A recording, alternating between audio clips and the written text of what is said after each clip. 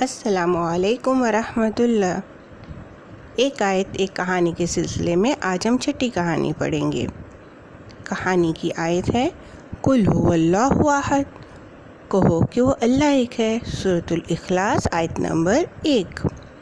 کہانی کا نام ہے ریحانہ قرآن پڑھنا سیکھ رہی ہے۔ بابا جان، ہم نے آج مکتب میں سورۃ الاخلاص کو یاد کیا ہے۔ شاباش میری بیٹی۔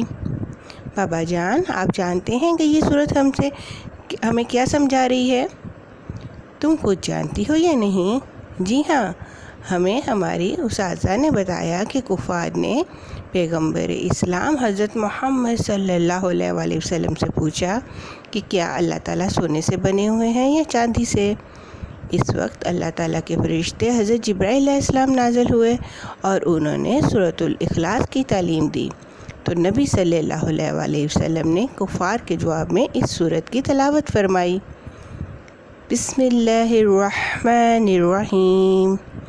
قل هو اللہ احد، اللہ الصمد، لم یلد ولم یولد ولم یکن لہ کفوا احد۔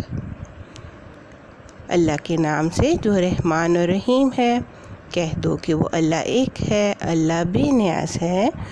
اللہ تعالیٰ کی نہ کوئی اولاد ہے اور نہ والدین، اور نہ ہی اللہ تعالیٰ کا کوئی ہمسر یا برابر ہے۔